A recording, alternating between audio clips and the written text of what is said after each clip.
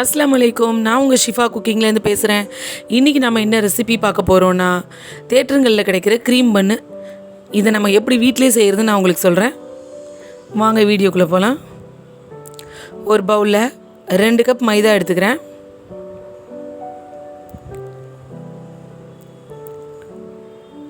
இப்போது இந்த மைதாவுக்கு தேவையான அளவு கொஞ்சமாக உப்பு, 1 ஸ்பூன் சர்க்கரை, ஒரு ஃபுல் ஸ்பூன் ட்ரை ஈஸ்ட் எடுத்துருக்கேன். இது கூட ஒரு முழு முட்டையை அப்படியே உடச்சி சேர்த்துக்கிறேன் மஞ்சக்கருவோட. உங்களுக்கு முட்டை சேர்க்க விருப்பம் இல்லை அப்படின்னா 1/4 கப் தயிர் சேர்த்துக்கோங்க. இந்த முட்டை ஈஸ்ட் எல்லாம் எல்லா பக்கம் போகிற மாதிரி மிக்ஸ் பண்ணி விட்டுருங்க. அதுக்கப்புறம் இந்த மாவை நான் பால் வச்சு தான் பிசைய போகிறேன். தண்ணி ஊற்றி பிசையலை. கொஞ்சம் கொஞ்சமாக பால் சேர்த்து நல்ல ஒரு சாஃப்டான மாவாக பிசைஞ்சுக்கோங்க. மாவு ரொம்ப டைட்டாக இருக்கிற மாதிரி பிணையாதீங்க. கொஞ்சம் நீங்கள் தொட்டு பார்க்கும்போது அது சாஃப்டாக இருக்கிற மாதிரி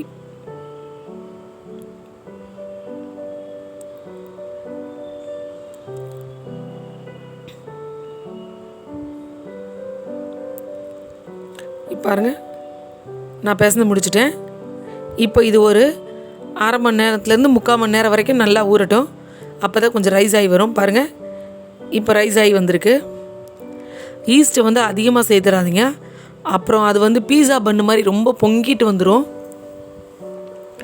ஈஸ்ட்டோட அளவு கரெக்டாக இந்த அளவுக்கு சேருங்க. அப்போ தான் கரெக்டாக இருக்கும். நல்லா மறுபடிக்கும் மாவை டைட்டாக சாஃப்டாக பிணைஞ்சிக்கோங்க. பிணைஞ்சதுக்கப்புறம் ஒரு பிளேட்டில் கொஞ்சமாக மைதா மாவை தூவி விட்டுட்டு, நம்ம பிணைஞ்சு வச்ச மாவுங்களை நம்ம பெரிய சைஸ் எலுமிச்சம்பழம் இருக்குல்ல, அந்த மாதிரி குட்டி குட்டி பாலாக நல்லா அழகாக ரவுண்டாக உருட்டி எடுத்துக்கோங்க.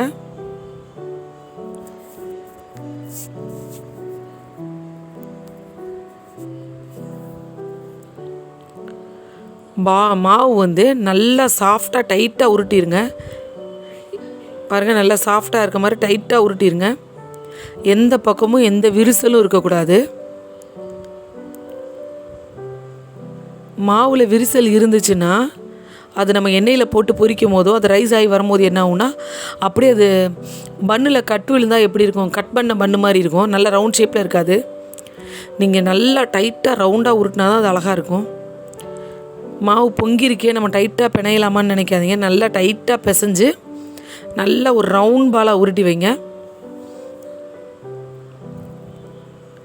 நீங்கள் இந்த அளவுக்கு ஈஸ்ட்டு சேர்த்தா தான் கரெக்டாக இருக்கும். ஈஸ்ட் அதிகமாக போயிடாமல் பார்த்துக்கோங்க. இப்போ எல்லாத்தையும் உருட்டி வச்சுட்டேன். மறுபடியும் ஒரு 1/2 மணி நேரம் இதை மூடி வச்சுருங்க. இது எல்லாம் கொஞ்சம் ரைஸ் ஆகி பெருசாகி வரணும்.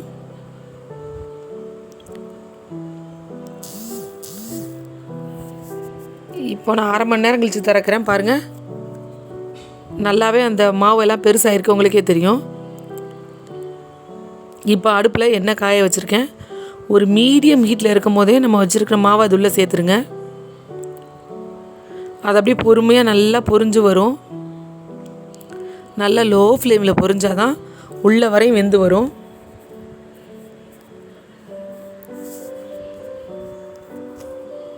நல்லா 2 பக்கமும் கலர் மாதிரி நல்லா வெந்து வர வரைக்கும் லோ ஃப்ளேம்லேயே பொரிச்சிருங்க. இல்லைனா வெளியில் கருகிட்டு உள்ளே வேகாமல் இருந்துடும். இப்போ முதல் பன்னு பொரித்து எடுத்த உடனே எண்ணெய் கொஞ்சம் ஹீட்டு ஜாஸ்தியாக இருக்கும். இப்போ அடுப்பை ஆஃப் பண்ணிடுங்க. ஆஃப் பண்ணிவிட்டு அடுத்த பன்னு சேருங்க. அப்படி இருந்தாலும் கொஞ்சம் ஹீட்டாக இருக்க மாதிரி தான் இருக்கும். இப்போ நான் அடுப்பை ஆஃப் பண்ணிட்டேன். இப்போ பாருங்கள், நான் அடுத்த 2 பாலையும் சேர்க்குறேன். பன்னையும் எவ்வளோ ஹீட்டாக இருக்குன்னு எண்ணெய். ஆனால் அடுப்பை ஆஃப் பண்ணிட்டேன். அந்த ஹீட்லேயே கொஞ்சம் நேரம் பொரிய விட்டுட்டு அதுக்கப்புறம் நீங்கள் அடுப்பு ஆன் பண்ணிக்கோங்க. ஒரு பேனில் 1/4 கப் சர்க்கரை, 1 ஸ்பூன் கஸ்டர்ட் பவுடர், 1 கப் பால் சேர்த்துக்கோங்க. இது எல்லாத்தையும் நல்லா மிக்ஸ் பண்ணி விட்டுருங்க. அந்த கஸ்டர்ட் பவுடர் நல்லா கரைஞ்சதுக்கப்புறம் இதில் ஒரு ஸ்பூன் வெனிலா எசன்ஸ் சேர்த்துக்கிறேன்.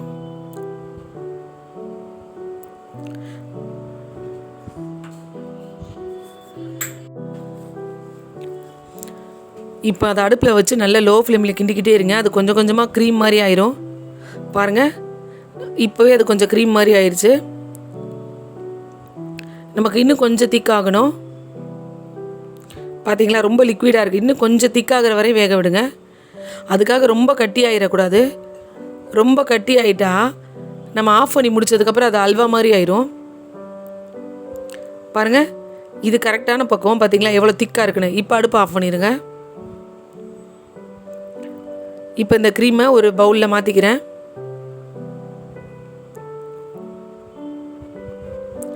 இப்போ இந்த க்ரீமும் கொஞ்சம் ஆறட்டும், பன்னும் கொஞ்சம் ஆறட்டும்.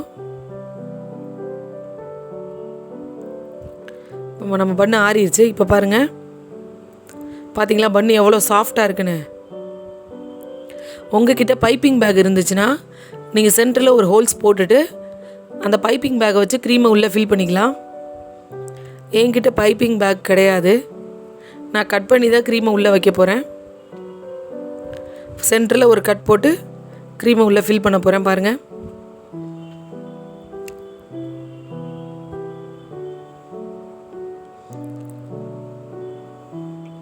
பாருங்கள் இந்த மாதிரி கட் பண்ணிவிட்டு இப்போ க்ரீமை உள்ளே வைக்கலாம். க்ரீம் பார்த்திங்களா நம்ம ஆஃப் பண்ணதுக்கப்புறம் இப்போ எவ்வளோ திக்காகிடுச்சுன்னு. இப்போ க்ரீமை எடுத்து உள்ளே நமக்கு எவ்வளோ தேவையோ அவ்வளோ வச்சுக்கலாம். சில குழந்தைங்க அதிகமாக வச்சு சாப்பிடுவாங்க, சில பேர் ரொம்ப கம்மியாக வச்சு சாப்பிடுவாங்க. உள்ளே வச்சுட்டு மூடினதுக்கப்புறம் அதோட எக்ஸஸ்லாம் வெளியில் வரும். அதெல்லாம் கொஞ்சம் வெளியில் எப்படி எடுத்துருங்க.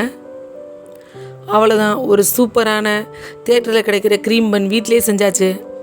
நீங்களும் உங்கள் வீட்டில் இதே மாதிரி ட்ரை பண்ணி பாருங்கள். உங்கள் குழந்தைங்களுக்கு கண்டிப்பாக ரொம்ப பிடிக்கும். என்னோட இந்த ரெசிபி உங்களுக்கு பிடிச்சிருந்துச்சுன்னா என்னோடய சேனலை லைக் பண்ணுங்கள், ஷேர் பண்ணுங்கள், சப்ஸ்கிரைப் பண்ணுங்கள். மறந்துடாமல் பெல் ஐக்கானை கிளிக் பண்ணுங்கள். அப்போ தான் நான் போடுற புது புது வீடியோஸ்லாம் உங்களுக்கு நோட்டிஃபிகேஷனில் வரும். சூப்பர், சப்ஸ்கிரைப் பண்ணுங்கள். தேங்க்யூ.